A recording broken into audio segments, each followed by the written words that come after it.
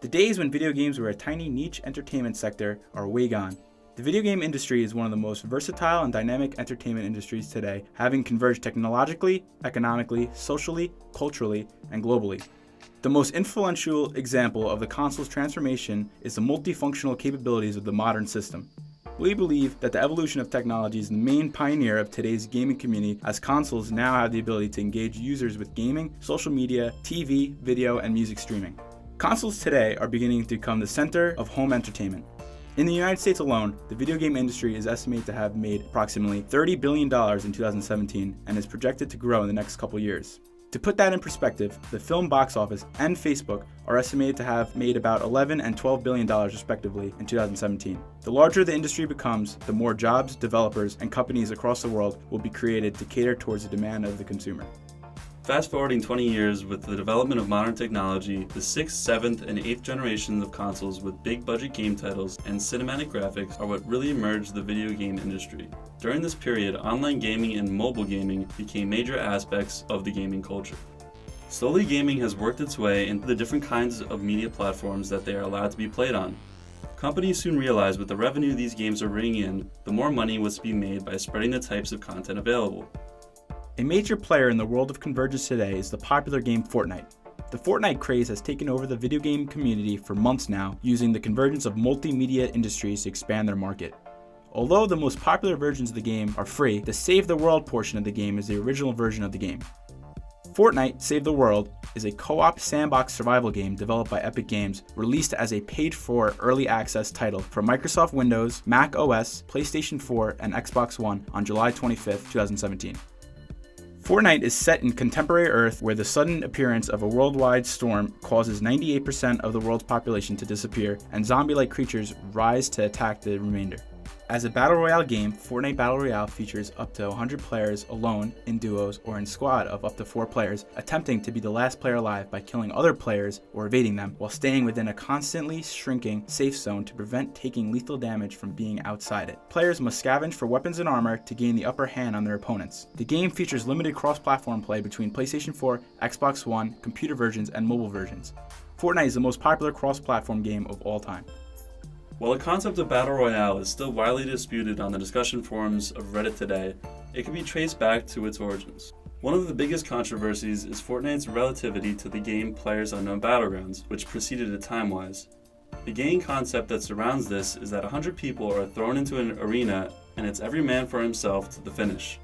This may seem familiar perhaps because of the Hunger Games series that put teenagers against each other in a battle to the death with whatever weapons they could find. So what is it that makes this type of game so popular? Why do players keep coming back for more, especially in the Fortnite version? The popularity of video gaming in the entertainment industry sparked the creation of Major League Gaming, with popular gaming events such as esports. Esports are a form of competition between professional players, usually playing first-person shooters, fighting, real-time strategy, and multiplayer online battle arena video games. These events are usually broadcasted live and offer prize money to competitors. As the video game industry continues to grow, many game developers now actively design toward a professional esports subculture to engage the everyday competitive gamer.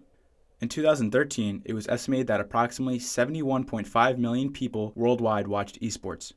The increasing availability of online streaming media platforms, particularly Twitch, has become central to the growth and promotion of esport competitors. Do you think that people don't respect how difficult it is to play competitive video games? Because yeah, definitely. I mean, it's fucking really difficult. No! I had a fucking jump pad that I could have used, man. Those kids were so fucking bad, dude. I'm so fucking dumb, dude. I'm done with this game, man. It's fucking bad, dude. Most competitions take place in Europe, North America, and China. The global esports market generated $325 million of revenue in 2015 with a global esports audience of 226 million people. According to a Newzoo report in April 2017, 42% of the gaming market belongs to the mobile industry, and mobile is projected to claim more than 50% of the market by 2020. The esports industry is expanding beyond PC and console as the first mobile multiplayer online battle arena game is making its way to the esports arena. Since the development and widespread consumer use of smartphones, mobile gaming has been a driving factor for games, as they can reach people previously uninterested in gaming and those unable to afford or support dedicated hardware, such as video game consoles. Right now, mobile gaming holds approximately half of all video game revenue due to its accessibility. Upon noticing the potential of mobile gaming market, Epic Games released their version of Fortnite Mobile iOS for the iPhone and made $15 million in just 3 weeks.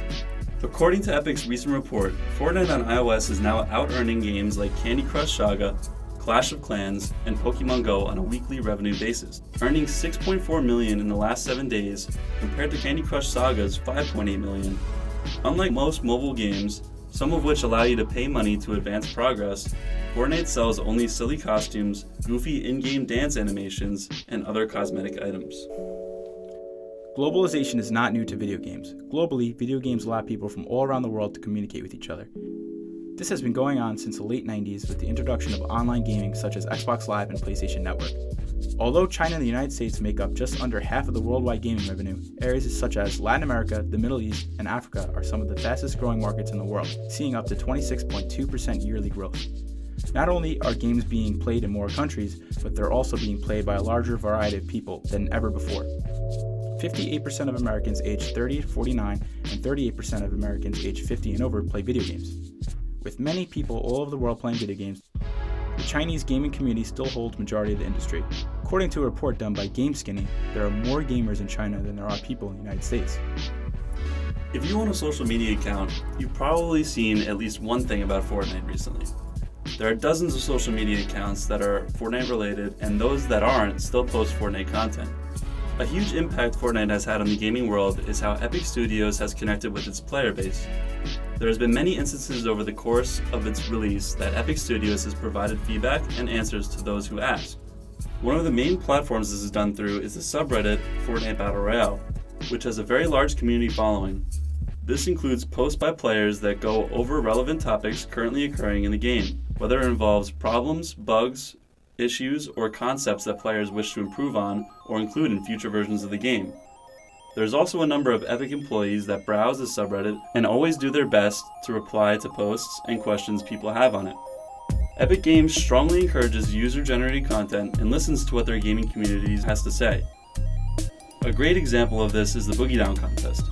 Epic Games put out a statement via Twitter and Instagram that said, "To celebrate you, the fans, we're calling upon our most passionate gamers to show us their best moves," with the first place winner's dance created as an emote in Fortnite. Participants made videos of themselves dancing and submitted them via Twitter, Facebook, or Instagram with the hashtag BoogieDown.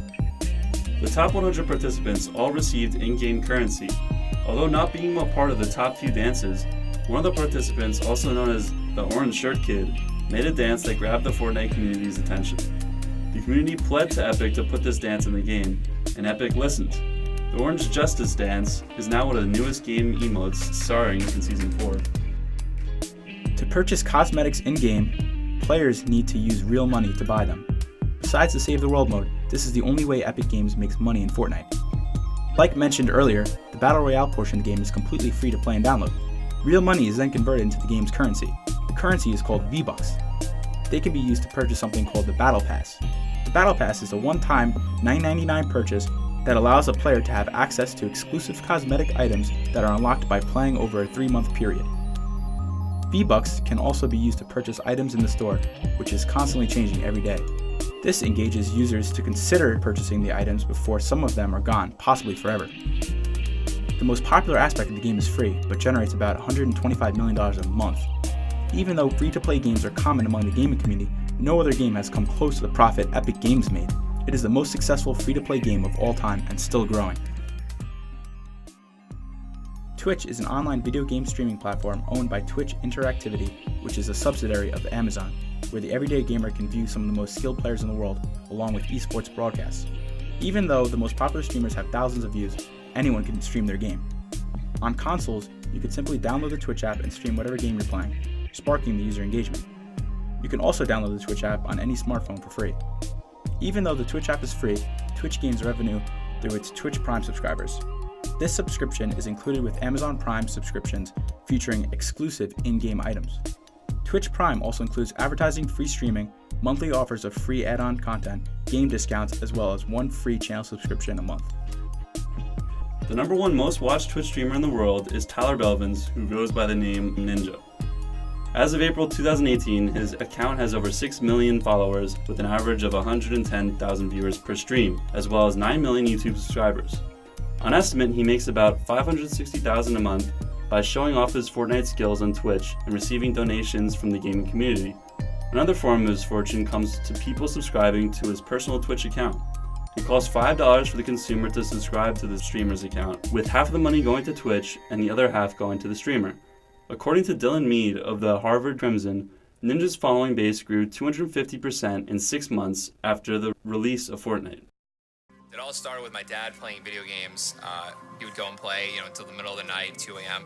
And then we would go and play them when, during the day because we wanted to play them. And that just kept evolving, Xbox came out, PlayStation came out, Halo came out, and then it was pretty much over when Halo came out. His popularity grew and gained the attention of Drake, whom he plays with almost regularly. The streamers usually get around 500,000 viewers. Their streams are the most watched Twitch streams of all time. 5K don't know if you get this dub, Ninja. You hear me? I hear you. He said I hear you. As if I wasn't trying hard enough. Drake isn't the only one that plays with Ninja.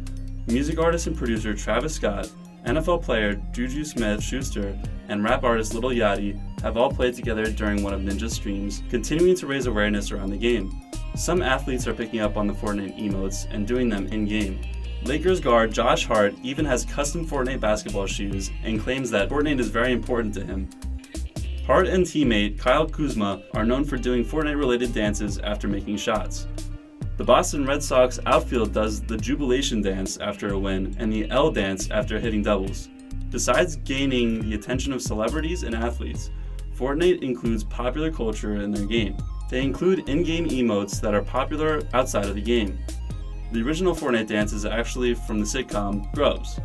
Epic Games also includes some in-game emotes that are popular outside the game. For example, the dab, floss dance, and shoot dance are all additional in-game content you can find in Fortnite today.